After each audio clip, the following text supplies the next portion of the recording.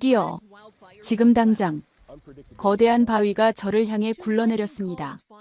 순간 몸을 피했지만 균형을 잃고 절벽으로 떨어질 뻔했어요.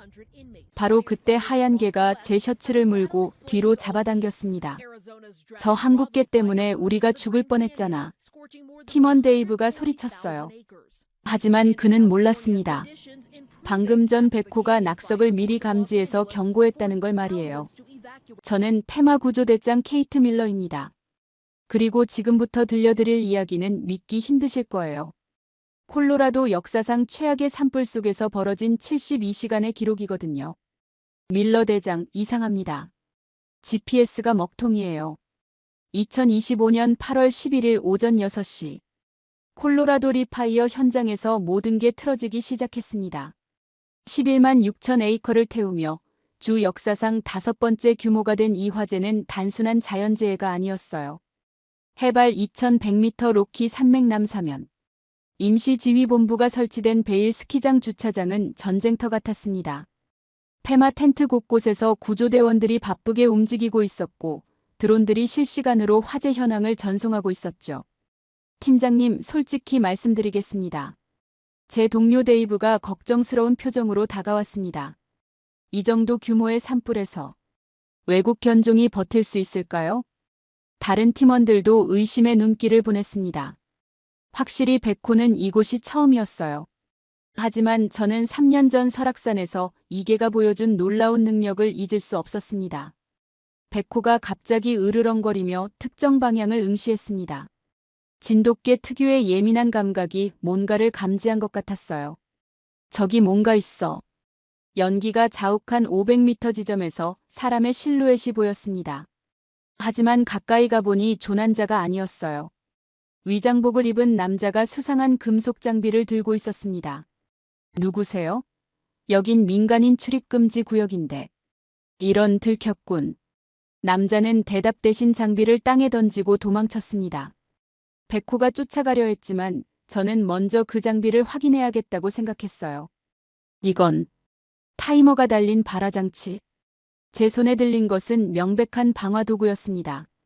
LCD 화면에는 2시간 30분 카운트다운이 표시되고 있었어요. 본부, 긴급 보고드립니다. 인위적 방화 의심물증을 발견했습니다. 하지만 무전기에서 들린 답변은 예상외였어요. 밀러 대장, 현재는 구조작업에만 집중하세요. 수사는 나중 일입니다. 왜 이렇게 소극적으로 나오는 거지? 뭔가 이상했습니다. 그 순간 백호가 또 다른 경고 신호를 보냈어요. 귀를 쫑긋 세우고 북동쪽을 향해 낑낑거렸습니다. 뭐야, 또 뭔가 있어? 300m 떨어진 곳에서 갑자기 거대한 폭발음이 들렸습니다. 주황색 불기둥이 하늘로 치솟았어요. 프로페인 저장소가 폭발했습니다. 2차 폭발 위험. 상황이 급변했습니다. 폭발로 인해 더 큰 불길이 사방으로 번지기 시작했거든요. 하지만 더 큰 문제가 있었어요. 대장님, 저기 스쿨버스가 있어요. 노란색 스쿨버스 한 대가 도로에 고립되어 있었습니다. 창문 너머로 아이들의 실루엣이 보였어요. 아마 20명 정도 될 것 같았습니다. 어떻게 저기까지 가죠? 폭발 위험 지역을 통과해야 하는데. 팀원들이 망설일 때 백호는 이미 앞장서기 시작했습니다. 진돗개의 예리한 후각으로 상대적으로 안전한 경로를 찾고 있는 것 같았어요. 백호를 따라갑시다. 저희는 백호가 찾은 우회로를 따라 스쿨버스에 접근했습니다. 하지만 5분 후 상상도 못한 일이 벌어졌어요. 백호가 갑자기 비명을 지르며 쓰러졌습니다. 누군가 숨어서 마취총을 쏜 거였어요. 누가 감히 우리 개를. 분노가 치밀어 올랐지만 더 큰 충격이 기다리고 있었습니다. 위장복 남자가 2명의 동료와 함께 나타난 거예요. 케이트 밀러 대장, 당신이 너무 많은 걸 알아버렸군요. 당신들이 이 산불을 일으킨 거군요. 맞습니다. 하지만 이유를 아시면 놀라실 거예요. 남자가 냉소적으로 웃었습니다. 이 산악지대 밑에 희토류 광물 매장층이 있거든요. 전기차 배터리 핵심 원료죠. 평상시엔 환경보호 때문에 채굴 허가가 안 나와요. 그래서 산불을 일으켜서 토지 가격을 폭락시키고 화재 복구 명목으로 개발 허가를 받는 거죠. 수십억 달러 사업이에요. 마취총에 맞은 백호가 바닥에서 비틀거렸지만 여전히 제 앞을 지키려 하고 있었어요. 진돗개의 충성심은 약물보다 강했습니다. 하지만 이제 더 큰 문제가 생겼어요. 남자가 스쿨버스를 가리켰습니다. 버스에서 검은 연기가 새어나오기 시작했어요. 아이들이 질식할 거예요. 10분 안에 구하지 못하면 선택하세요. 밀러 대장. 그 개를 돌보느라 시간을 낭비할 건가요? 아니면 20명의 아이들을 구할 건가요? 악마 같은 선택이었습니다. 하지만 저는 진돗개와 3년간 함께하며 배운 게 있었어요. 포기하지 않는다는 것 말이에요. 둘 다 구하겠습니다. 마취제로 비틀거리는 백호를 업고 스쿨버스로 뛰어갔습니다. 뒤에서 방화범들의 조롱소리가 들렸지만 신경 쓸 겨를이 없었어요. 버스 문 앞에 도착했을 때 절망적인 상황이 펼쳐졌습니다. 문이 열기로 인해 휘어져서 열리지 않는 거예요. 도와주세요. 아이들의 울음소리가 들렸습니다. 창문 너머로 보니 20명의 초등학생들이 기침을 하며 바닥에 쓰러져 있었어요. 운전기사는 이미 의식을 잃은 상태였고요. 이럴 수가. 바로 그때 기적이 일어났습니다. 마취제에도 불구하고 백호가 일어선 거예요. 백호야, 무리하지 마. 하지만 진돗개는 특유의 강인한 정신력으로 약물을 이겨내고 있었습니다. 비상문 손잡이를 입으로 물고 필사적으로 당기기 시작했어요. 끽, 끽. 금속이 휘는 소리와 함께 조금씩 문이 열리기 시작했습니다. 백호의 턱 힘이 정말 대단했어요. 조금만 더. 드디어 문이 활짝 열렸습니다. 저는 즉시 버스 안으로 뛰어들어갔어요. 아이들아, 괜찮아. 구조하러 왔어. 하지만 상황은 생각보다 복잡했습니다. 8살 에밀리가 제게 매달리며 울고 있었고 뒤쪽에는 휠체어를 탄 토미와 그 친구 제이슨이 있었어요. 선생님, 토미가 휠체어에서 못 나와요. 괜찮아, 다 방법이 있어. 하지만 문제는 시간이었습니다. 뒤에서 또 다른 폭발음이 들렸거든요. 연료통에 불이 옮겨 붙기 시작한 거예요. 30초 안에 모두 나가야 해. 저는 에밀리와 몇 명의 아이들을 먼저 밖으로 내보냈습니다. 백호는 아직 마취제 기운이 남아 있었지만 아이들을 안전한 곳까지 인도하고 있었어요. 토미야, 내가 널어볼게. 안 돼요. 저 때문에 늦으시면. 친구는 버리는 게 아니야. 제이슨이 토미의 손을 꽉 잡았습니다. 그 모습을 본 순간 저는 뭔가 뜨거운 것이 가슴에서 올라오는 걸 느꼈어요. 10초, 9초, 8초. 백호가 휠체어를 밀기 시작했습니다. 마취제로 비틀거리면서도 포기하지 않는 모습이었어요. 5초, 4초, 3초. 저는 토미를 업고 제이슨의 손을 잡고 버스에서 뛰어나왔습니다. 2초, 1초, 쾅. 거대한 폭발과 함께 스쿨버스가 화염에 휩싸였습니다. 하지만 기적적으로 20명의 아이들이 모두 안전했어요. 백호의 헌신과 아이들의 용기 덕분이었습니다. 백호야, 정말 잘했어. 하지만 기쁨도 잠시 위장복 남자들이 다시 나타났습니다. 이번엔 진짜 권총을 들고 있었어요. 이제 증인들을 모두 제거할 시간이군요. 아이들이 무서워서 울기 시작했습니다. 특히 토미는 휠체어에서 떨고 있었어요. 아이들은 아무것도 모릅니다. 제가 책임질게요. 미안하지만 그럴 수 없어요. 너무 많은 사람이 봤거든요. 바로 그 순간 제가 몰래 켜둔 무전기의 빨간 불이 깜빡이는 게 보였어요. 모든 대화가 본부로 실시간 중계되고 있었던 거였습니다. 뭐라고 했지? 히토류 광물 채굴. 당신들이 산불을 일으켰다고. 무전기에서 여러 목소리가 들렸습니다. 이미 늦었어요. 증거가 다 녹음된 거였거든요. 쿵쿵쿵. 헬기 소리가 들렸습니다. 그런데 이번에는 구조 헬기가 아니었어요. FBI. 모두 무기를 버리고 손을 들어. 로프를 타고 내려온 요원들이 방화범들을 포위했습니다. 알고 보니 연방수사국에서도 이 사건을 추적하고 있었던 거예요. 밀러 대장, 훌륭한 수사 협조였습니다. FBI 존슨 요원이 악수를 청했습니다. 어떻게 저희가 여기 있는 걸 알았죠? GPS 추적과 무전 감청으로 상황을 파악하고 있었어요. 하지만 결정적 증거가 필요했거든요. 하지만 진짜 위험은 지금부터였습니다. 체포당한 범인 중 한 명이 무전기에 대고 소리쳤거든요. 플랜 B 실행. 모든 장치를 터뜨려. 이런. 산 곳곳에 방화장치들이 있다는 뜻이야. FBI 요원의 얼굴이 창백해졌습니다. 범인들이 체포에 대비해서 백업 플랜을 준비해뒀던 거예요. 펑, 펑, 펑. 산 곳곳에서 연쇄 폭발이 시작됐습니다. 기존 화재의 10배 규모로 불길이 번지기 시작한 거예요. 모든 헬기 즉시 대피. 착륙 불가능. 갑자기 사방이 불바다가 됐습니다. 헬기도 연기 때문에 접근할 수 없었어요. 20명의 아이들과 구조팀원들이 모두 고립된 상황이었죠. 어떡하지? 이대로면 모두. 에밀리가 무서워서 제 옷깃을 잡았습니다. 토미도 휠체어에서 떨고 있었어요. 백호야, 길이 있을까? 진돗개는 잠시 망설이더니 코를 킁킁거리기 시작했습니다. 연기로 가득한 상황에서도 후각을 통해 뭔가를 찾고 있는 것 같았어요. 5분 후, 백호가 한 방향을 확신에 차서 가리켰습니다. 하지만 그곳은 불바다 한복판이었어요. 정말 그쪽이 맞아? 백호가 제 눈을 똑바로 봤습니다. 3년간 함께하며 쌓인 신뢰가 있었기에 저는 그 길을 따라가기로 했어요. 모두 백호를 따라가요. 아이들과 구조팀원들이 줄지어 백호 뒤를 따랐습니다. 하지만 10분 후 절망적인 상황이 벌어졌어요. 거대한 바위산이 앞길을 가로막고 있었습니다. 뒤에서는 불길이 빠르게 추격해오고 있었고요. 막다른 길이야. 이제 정말 끝인가? 하지만 백호는 포기하지 않았습니다. 바위 틈새로 머리를 들이밀더니 흥미로운 걸 발견한 것 같았어요. 뭔가 있어. 자세히 보니 작은 동굴 입구가 있었습니다. 사람 한 명씩 기어서 들어갈 수 있는 크기였어요. 혹시 이게 출구로 이어질까? 확신은 없었지만 다른 선택의 여지가 없었습니다. 아이들부터. 동굴은 생각보다 깊었습니다. 손전등 불빛으로 비춰보니 50m 정도 되는 터널 같았어요. 무서워요.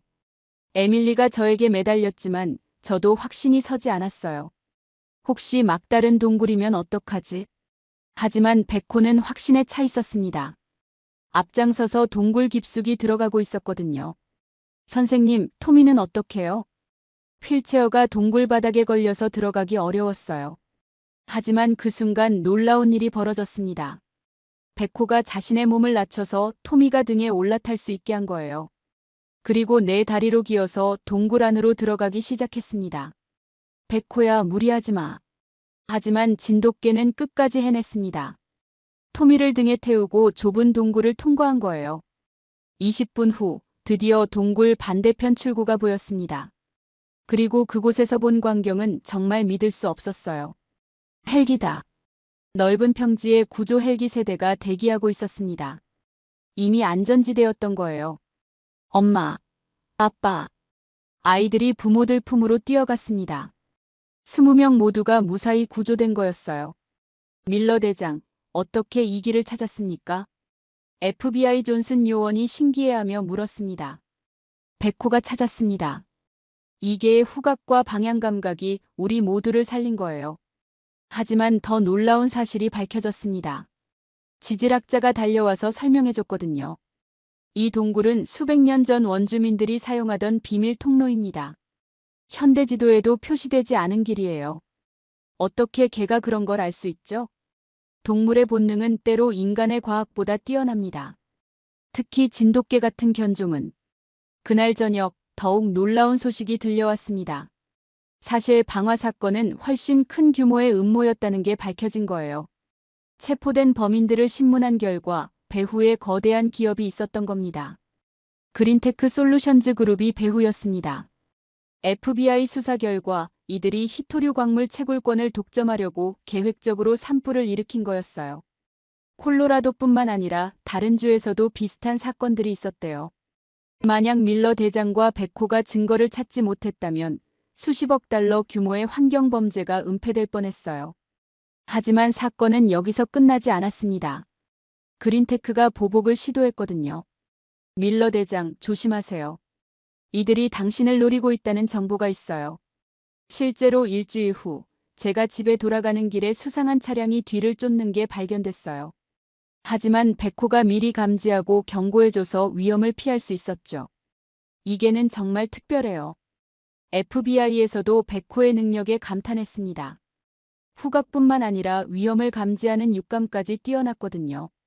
그리고 한 달 후 마침내 그린테크 솔루션즈의 핵심 인물들이 모두 체포됐습니다. 백호가 찾은 증거들이 결정적 역할을 한 거예요. 사건이 해결되고 나서 전국적으로 큰 화제가 됐습니다. 특히 백호의 이야기는 언론의 주목을 받았어요. 한국에서 온 진돗개가 미국 아이들을 구했다. CNN에서 특집 다큐멘터리를 만들었습니다. 국경을 넘나드는 영웅, 진돗개 백호라는 제목이었어요. 하지만 가장 감동적이었던 건 아이들의 반응이었습니다. 특히 휠체어를 탄 토미의 이야기가 인상 깊었어요. 백호 덕분에 용기를 배웠어요.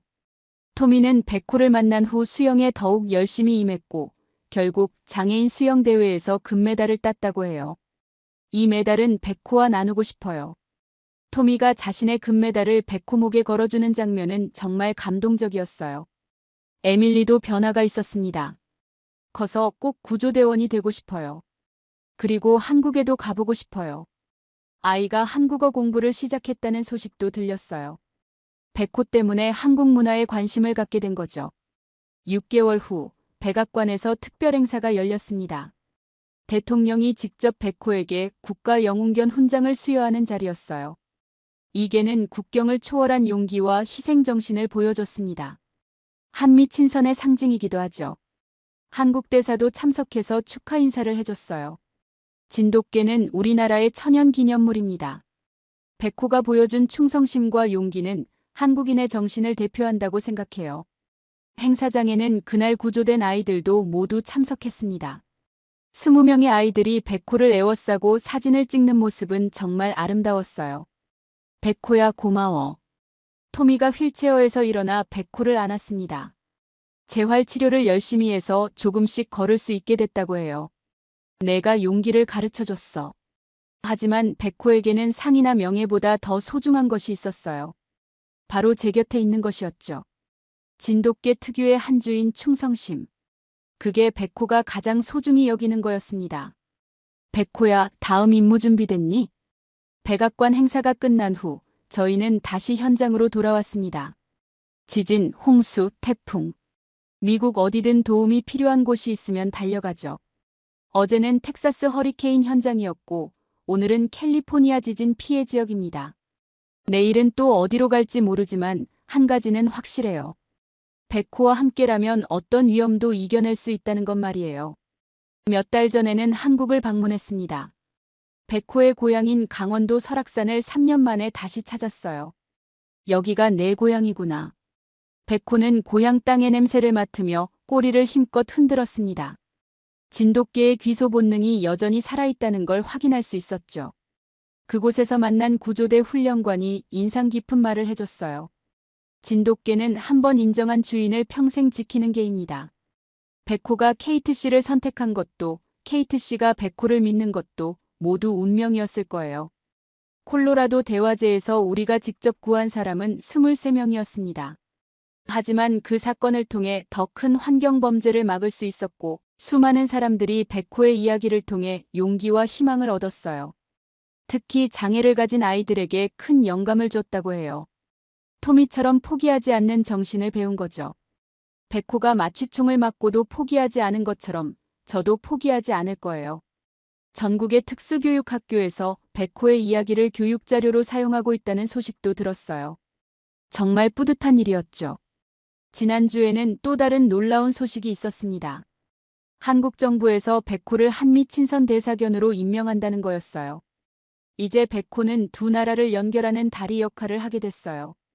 한국 대사관 관계자의 말이었습니다. 앞으로 한미 합동구조 훈련이나 재난 대응 협력에서 상징적 역할을 하게 될 거라고 해요. 하지만 백호에게 가장 중요한 건 여전히 저와의 관계입니다. 진돗개의 한 주인 충성심은 어떤 명예보다 강하거든요. 백호야, 우리 함께 더 많은 사람들을 도와주자. 백호가 제 손을 핥으며 꼬리를 흔듭니다. 마치 물론이지, 케이트. 어디든 함께 가자라고 말하는 것 같아요. 오늘도 새로운 임무가 기다리고 있습니다. 플로리다에서 허리케인 피해가 발생했다는 긴급 연락이 왔거든요. 백호는 이미 출동 준비를 마치고 제 옆에서 대기하고 있어요. 그 충성스럽고 용감한 눈빛을 보면서 저는 다시 한번 확신합니다. 진정한 영웅은 크기나 종족이 중요한 게 아니라 남을 위해 희생할 줄 아는 마음이라는 걸 말이에요. 그리고 그런 마음은 국경도, 언어도, 종족도 초월한다는 것을요. 백호와 함께한 콜로라도의 72시간은 제 인생에서 가장 위험하면서도 가장 보람찬 시간이었습니다. 앞으로 또 어떤 모험이 기다리고 있을지 모르지만 백호가 있는 한 두렵지 않아요. 왜냐하면 진돗개 백호는 단순한 구조견이 아니라 진정한 동반자이자 영웅이거든요. 이런 짜릿하고 감동적인 구조견 이야기가 더 보고 싶으시다면 구독과 좋아요 눌러주세요. 다음에는 또 어떤 스펙터클한 모험이 기다리고 있을지 기대해 주시고 여러분의 댓글도 기다리고 있어요. 이건 말이 안 됩니다. 2024년 12월 독일 뮌헨 공대 가스터빈 연구소 세계 최고 권위자 한스 밀러 교수가 제자 마르틴이 가져온 보고서를 보며 경악했습니다. 교수님, 이거 정말 사실인가요? 마르틴이 떨리는 목소리로 물었습니다. 한국의 두산 에너빌리티가 독일, 미국, 일본의 70년 독점 기술을 단 6년 만에 뛰어넘었다는 내용이었거든요. 380메가와트의 복합 효율 65%라고요? 우리 최고가 270메가와트의 60%인데. 하지만 이건 시작에 불과했습니다. 진짜 충격은 따로 있었어요. 한국이 개발한 건 단순한 가스터빈이 아니라 전 세계 에너지 판도를 바꿀 에너지 혁명이었던 겁니다. 도대체 무슨 일이 벌어진 걸까요? 어떻게 한국이 유럽 200년 기술 역사를 하루아침에 뒤집을 수 있었을까요? 지금부터 그 믿을 수 없는 이야기를 공개합니다. 해외 감동 사연을 놓치지 않으려면 구독, 좋아요 버튼 눌러주세요. 더 많은 분들이 이런 특별한 이야기를 만날 수 있습니다. 저는 에리카 슈미트입니다. 독일 지멘스에서 25년간 일해온 수석 기술 고문이에요. 우리 지멘스는 177년 전통의 세계 1위 가스터빈 회사죠. 전 세계 시장의 35%를 장악하고 있었어요. 미국 GE가 30%, 일본 MHPS가 20%, 나머지 15%를 두고 다른 회사들이 경쟁하는 구조였습니다. 2019년 가을, 평범한 월요일 아침이었습니다. 에리카, 한국에서 이상한 발표가 있었어. 동료 프랑크가 신문을 들고 왔어요. 두산중공업, 독자 가스터빈 개발 성공 발표. 저는 커피를 홀짝이며 대답했어요. 또 시작이네. 아시아 회사들이 맨날 하는 소리잖아. 중국도 그런 식으로 발표만 요란하게 하다가 결국 실패했고. 그런데 이번엔 좀 다른 것 같은데. 270메가와트급이라고 하네. 270메가와트? 우리랑 비슷한 급수네. 하지만 성능이 문제지. 출력만 크다고 되는 게 아니야. 그때는 정말 무시했어요. 한국 같은 나라가 우리 독일의 정밀 기술을 따라올 수 있을 거라고는 꿈에도 생각 못했거든요. 에리카, 그런데 좀 이상해. 그들이 우리 기술을 라이센스 받지도 않았대. 뭐? 그럼 어떻게 만들었다는 거야? 설마 독자 개발이라고 주장하는 건 아니겠지? 그게 독자 개발이래. 6년간 1조 원 투자했다고. 순간 뭔가 이상하다는 생각이 들었어요. 1조 원. 우리도 신형 개발에 5년간 8천억 원 썼는데 그들이 더 많이 투자했다고?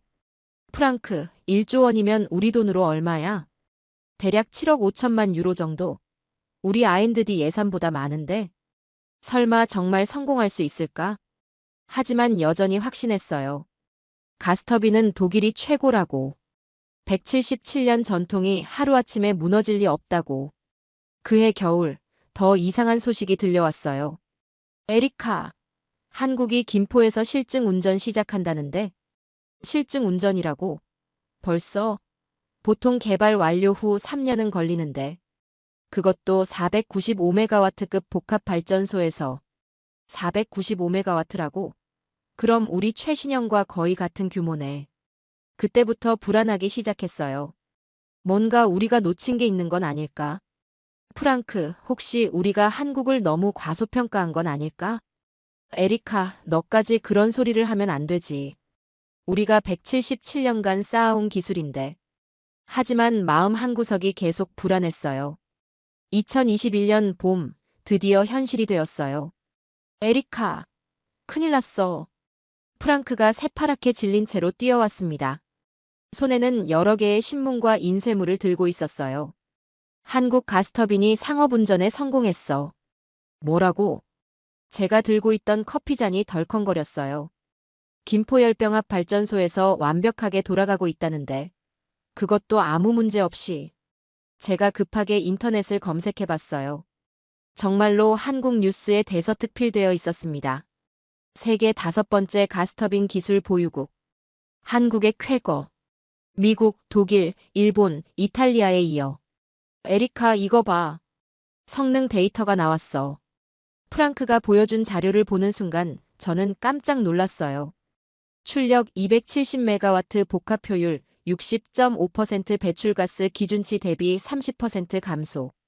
가동률 95% 이상 연속 가동시간 6000시간 이상. 우리랑 거의 비슷한 성능이네. 아니, 어떤 부분은. 아니야, 에리카. 일부는 우리보다 나은 것 같은데. 특히 배출가스 저감 부분은 우리가 25%인데 그들은 30%잖아. 그때 더 충격적인 소식이 들려왔어요. 한국이 해외 수주도 따냈대. 뭐? 벌써? 상업운전 시작한 지 겨우 몇 달인데. 동남아시아 3개국이 관심을 보이고 있다는데. 태국, 베트남, 인도네시아래. 가격은 어떻게 되는데? 그게 더 충격적이야. 우리보다 30% 저렴하다고. 순간 머리가 하얘졌어요. 성능은 비슷한데 가격까지 저렴하다고? 에리카, 이거 정말 심각한 문제 아닌가? 우리 고객들도 관심 보일 수 있어. 설마. 아직 하나의 성공 사례일 뿐이야. 하지만 속으로는 인정하고 싶지 않았어요. 25년간 제가 쌓아온 모든 경험과 지식이 흔들리는 느낌이었거든요. 에리카, 회사에서 긴급회에 소집했어. 당장 가보자. 회의실에서 임원들의 표정은 심각했어요. 여러분, 한국 상황을 어떻게 봅니까? 베른하르트 부사장이 물었어요. 아직 한 건에 불과합니다. 너무 과민 반응하지 맙시다. 마케팅 팀장이 답했지만 목소리에 확신이 없었어요.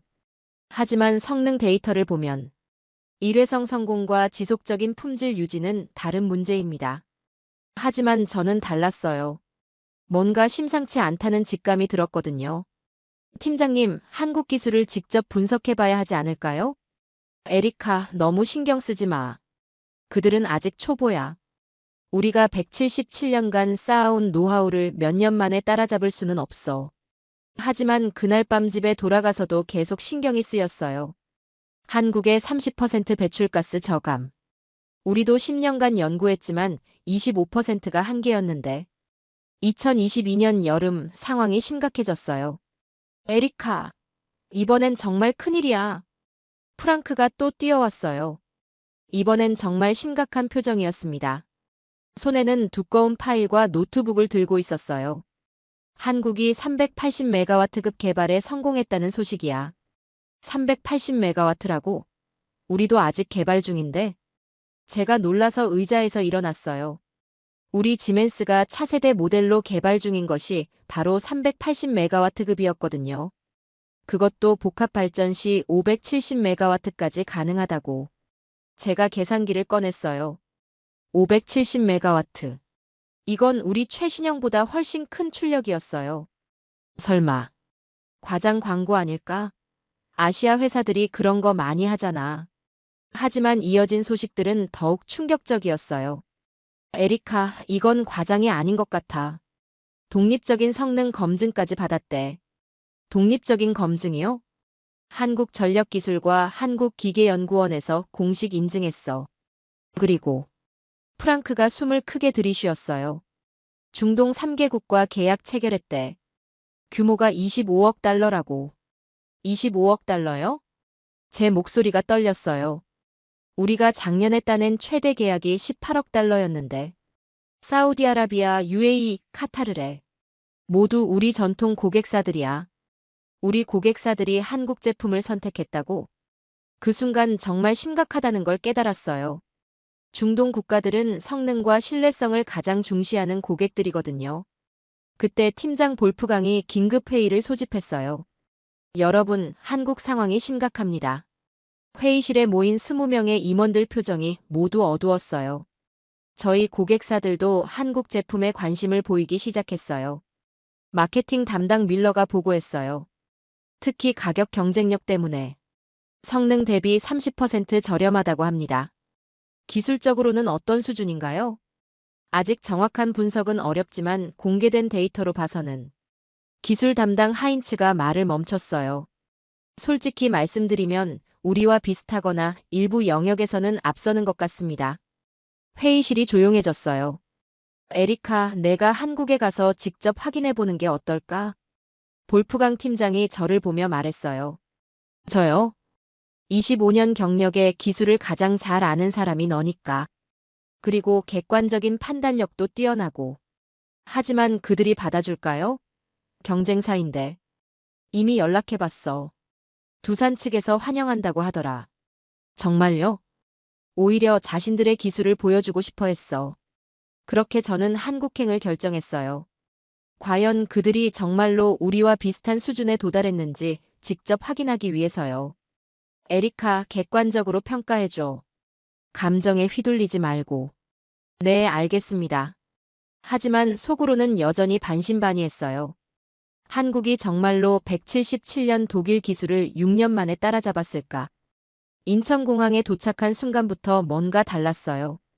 공항 시설이 우리 프랑크푸르트보다 더 현대적이고 효율적이었거든요. 체크인부터 수화물 찾기까지 모든 과정이 자동화되어 있었고 직원들의 서비스도 인상적이었어요. 독일에서 오셨어요? 두산 담당자가 저를 맞이해 주었어요. 김영수 부장이라고 자기소개를 했죠. 40대 중반 정도로 보이는 차분한 인상의 분이었어요. 네, 지멘스에서 왔습니다. 아, 저희가 정말 존경하는 회사예요. 177년 전통의 기술력, 많이 배우고 있습니다. 그의 겸손한 태도가 인상적이었어요. 경쟁사인데도 불구하고 진심으로 존경한다는 느낌이 들었거든요. 차를 타고 창원으로 가면서 김 부장과 긴 대화를 나눴어요. 사실 처음엔 정말 어려웠어요. 아무도 기술을 알려주지 않았거든요. 그럼 어떻게 하셨나요? 우리만의 방법을 찾아야 했죠. 전국의 대학과 연구소가 도와주었어요.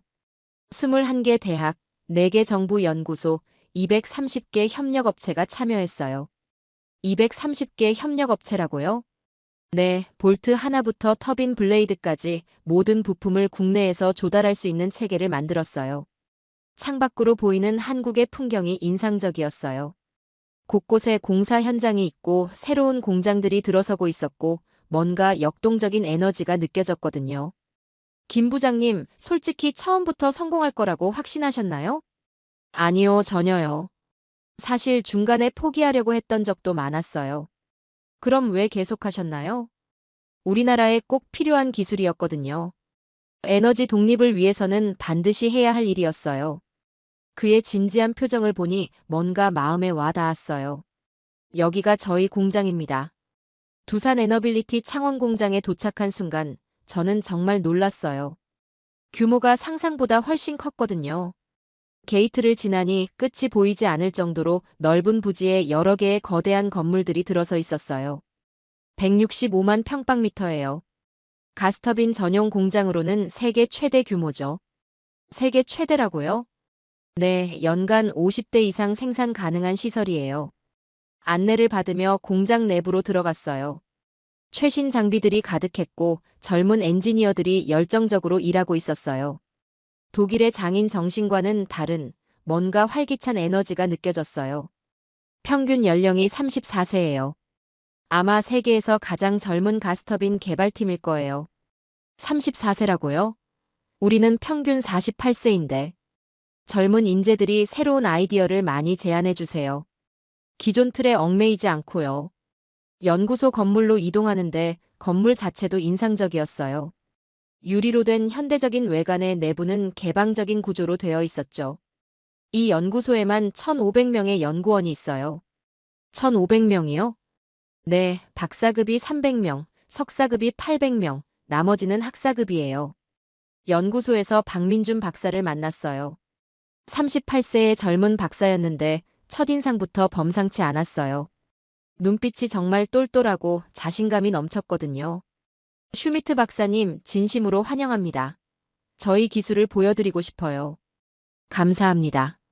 사실 정말 궁금했어요. 독일 지멘스에서 오신다고 하니 저희 팀원들이 모두 긴장하고 있어요.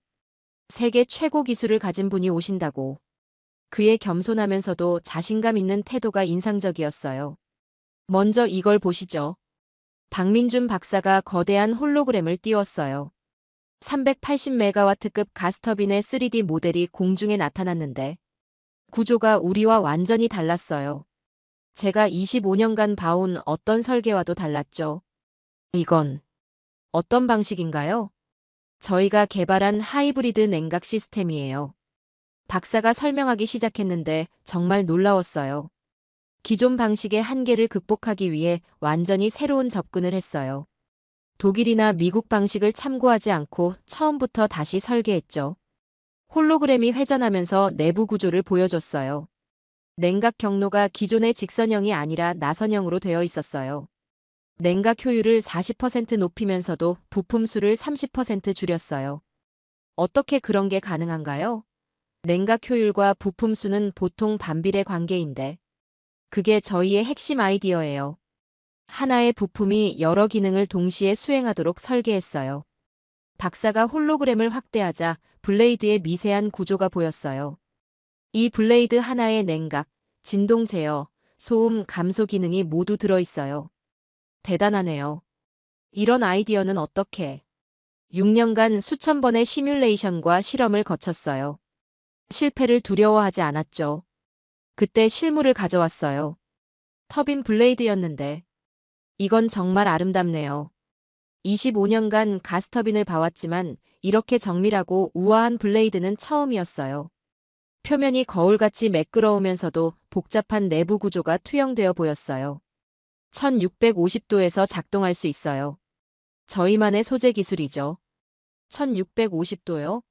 우리가 1520도인데 130도나 높네요. 네, 그리고 수명도 기존 대비 50% 더 길어요. 8000시간 연속 가동이 가능해요. 제가 급하게 계산해봤어요. 우리 최신형이 5000시간인데. 박사님, 혹시 이 소재 기술은 어디서? 30년간 축적한 국내 소재 연구소들의 기술을 집약했어요. 포스코, LG화학, 삼성전자 등이 참여했죠. 점점 놀라움이 커졌어요. 이건 단순히 우리를 모방한 게 아니라 완전히 새로운 접근 방식이었거든요. 박사님, 혹시 저희 지멘스나 GE 기술을 베이스로 하신 건가요? 전혀요. 처음부터 저희가 독자 개발했어요. 오히려 기존 기술의 한계를 뛰어넘으려고 노력했죠. 정말 순수 국산 기술이라는 거군요. 네, 볼트 몇 개 빼고는 100% 자체 기술이에요. 그 말을 듣는 순간 저는 뭔가 전율을 느꼈어요. 이들이 정말로 새로운 길을 개척한 거였어요. 그런데 박사님, 가장 어려웠던 부분은 뭐였나요? 아무래도 초기 3년이었죠. 아무도 가능하다고 믿지 않았거든요. 사내에서도요? 네, 심지어 저희 팀 내에서도 의견이 갈렸어요. 하지만 CEO가 끝까지 믿어주었죠. 박사의 눈에서 진한 감정이 느껴졌어요. 실제 테스트를 보시겠어요? 박민준 박사의 제안에 저는 즉시 동의했어요. 25년간의 경험으로 봐서는 실제 성능 테스트를 봐야 진짜 실력을 알 수 있거든요.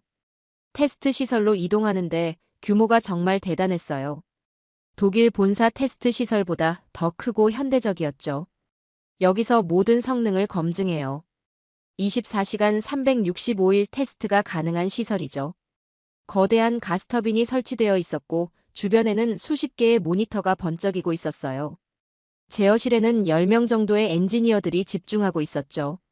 380메가와트급입니다. 복합발전 시에는 570메가와트까지 가능해요. 570메가와트요? 정말 그 정도까지. 네, 저희만의 복합 시스템 때문이에요. 증기 터빈과의 연계 효율을 극대화했거든요. 테스트가 시작됐어요.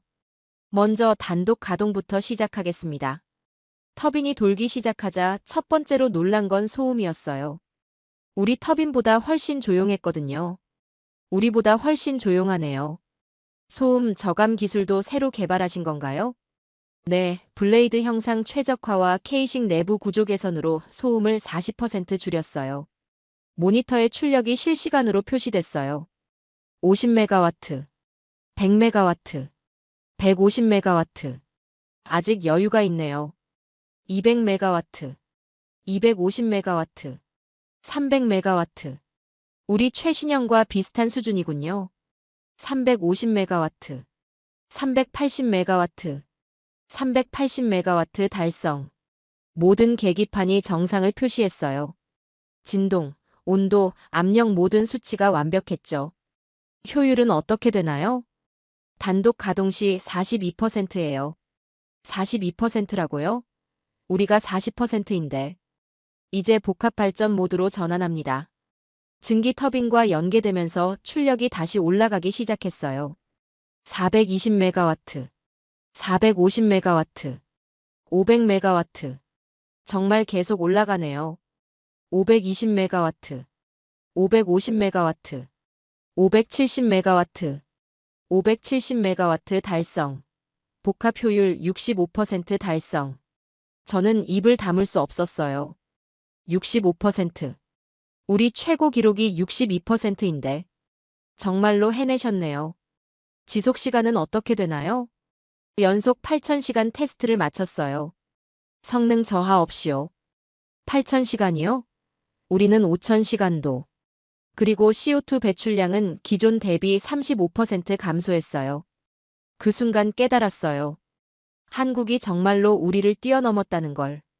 박사님, 이 모든 성과가 정말 6년 만에 이뤄진 건가요?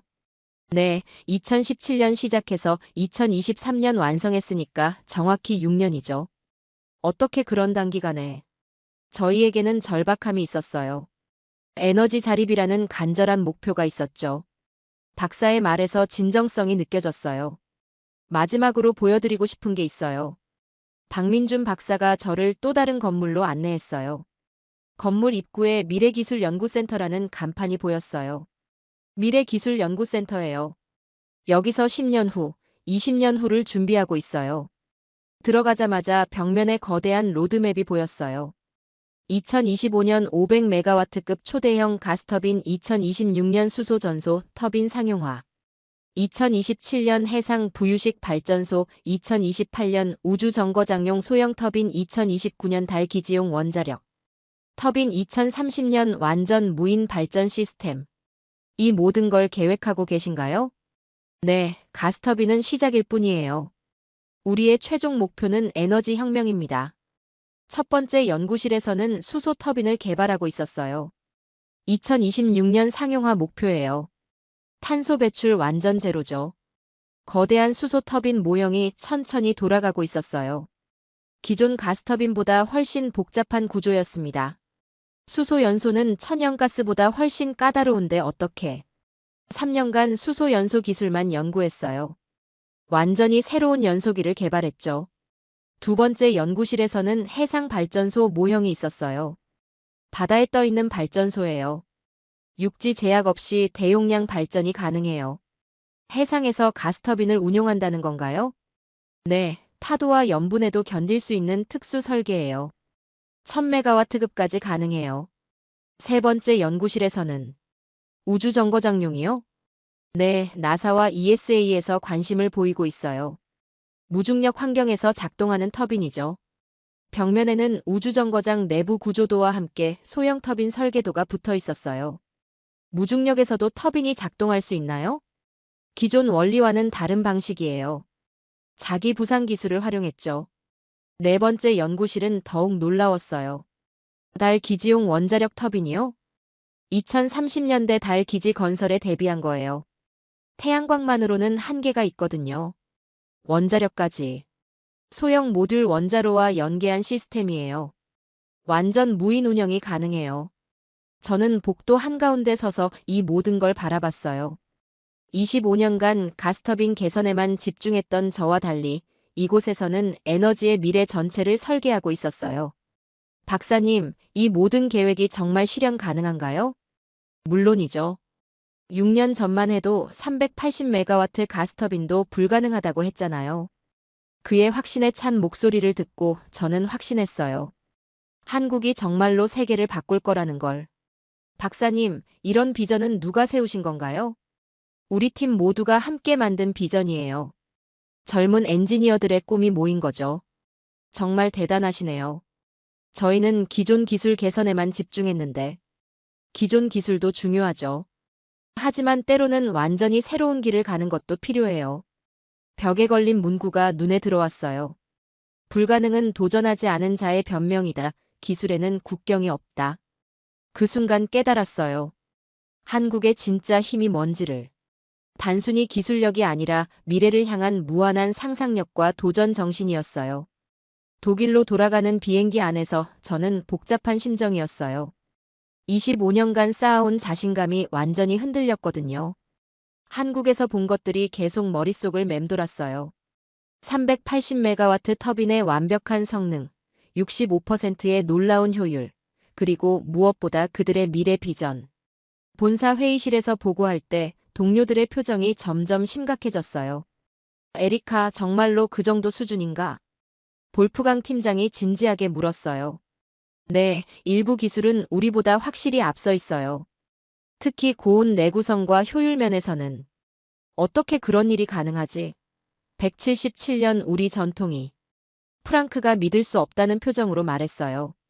그들은 처음부터 새로운 방식으로 접근했어요. 기존 기술에 얽매이지 않고 완전히 독창적인 설계를 했죠. 그럼 우리는 어떻게 해야 하나? 베른하르트 부사장이 물었어요. 한국을 진정한 경쟁자로 인정해야 해요. 더 이상 무시할 수 없습니다. 구체적으로 어떤 부분이 우리보다 뛰어났나?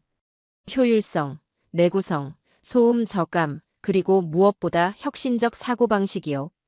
회의 후 팀장이 저를 따로 불렀어요. 에리카, 솔직한 평가를 해봐. 감정을 배제하고. 한국은 이제 우리의 가장 강력한 경쟁자예요. 어떤 면에서는 우리를 넘어섰습니다. 정말로? 네, 특히 혁신적 사고와 실행력에서는 오히려 배울 점이 많아요. 그럼 우리는 뭘 해야 할까? 기존 방식을 고수할 게 아니라 완전히 새로운 접근이 필요해요. 한국처럼 젊은 인재들에게 과감하게 기회를 주고 실패를 두려워하지 않는 문화를 만들어야 해요. 그 후 몇 달간 업계 분위기가 완전히 바뀌었어요. 한국을 무시하던 분위기에서 경계하고 연구하는 분위기로 변했죠. 심지어 우리 회사에서도 한국어 교육을 시작했어요. 2024년 말 결정적인 소식이 들려왔어요. 에리카, 한국이 유럽 시장에 진출한대. 프랑크가 또다시 뛰어왔어요. 뭐라고? 독일 에너지 회사 세 곳이 한국 가스터빈 도입을 검토 중이래. 우리 본고장에서? 네, RWE, 이온, MBW 모두 관심을 보이고 있대요. 이유가 뭔데? 가격 경쟁력과 성능, 그리고 애프터 서비스까지. 모든 면에서 우리보다 유리하다는 평가예요. 그 순간 깨달았어요. 게임이 완전히 바뀌었다는 걸. 더 충격적인 소식도 들려왔어요. 에리카, 우리 회사에서 한국과 기술 협력을 검토 중이래. 기술 협력이요? 네, 특히 차세대 수소 터빈 분야에서 공동 개발을 제안했대요. 우리가 한국에 협력을 제안한다고? 177년 만에 처음 있는 일이래요. 지금 저는 한국을 진심으로 존경해요. 그들이 보여준 건 단순한 기술이 아니라 도전 정신이었거든요. 불가능해 보이는 일도 포기하지 않고 끝까지 해내는 그 정신. 25년 전 젊은 엔지니어였던 저도 그런 열정이 있었는데 언제부턴가 안주하고 있었던 것 같아요. 기존 기술 개선에만 만족하고 새로운 도전을 피하고 있었죠. 한국을 보면서 다시 배우게 됐어요. 기술에는 국경이 없고 열정과 도전 정신 앞에서는 177년 전통도 무의미하다는 걸. 지난달에는 제가 직접 한국 연수 프로그램을 제안했어요. 우리 젊은 엔지니어들이 한국에서 배울 필요가 있어요. 정말로? 네, 새로운 사고방식과 접근법을 배워야 합니다. 회사에서 승인해줬고 내년부터 매년 10명씩 한국 연수를 보내기로 했어요. 한국은 이제 우리가 따라가야 할 나라가 되었어요. 그리고 그들의 다음 도전이 무엇일지 정말 궁금해요. 수소터빈, 해상발전소, 아니면 우주기지용 터빈. 분명히 또 한 번 세상을 놀라게 할 테니까요. 박민준 박사가 마지막에 한 말이 계속 생각나요. 저희는 불가능을 가능으로 만드는데 익숙해요. 그 한마디에 한국의 모든 것이 담겨 있었어요. 6년 만에 177년 독일 기술을 뛰어넘은 비결 380메가와트에서 570메가와트까지 끌어올린 혁신, 그리고 우주까지 바라보는 무한한 상상력. 한국, 정말 대단한 나라입니다. 그들이 보여준 6년의 기적은 우리에게 큰 교훈을 남겼어요. 기술은 전통이 아니라 열정으로 만들어진다는 것을, 그리고 불가능은 도전하지 않은 자의 변명일 뿐이라는 것을요. 이제 저도 다시 도전하고 싶어요. 25년 경력의 베테랑이지만 한국의 젊은 엔지니어들처럼 새로운 꿈을 꾸고 싶습니다. 한국이 증명했듯이 나이도 전통도 진정한 혁신 앞에서는 장벽이 될 수 없으니까요. 이것이 바로 한국이 세계에 보여준 진짜 기적입니다.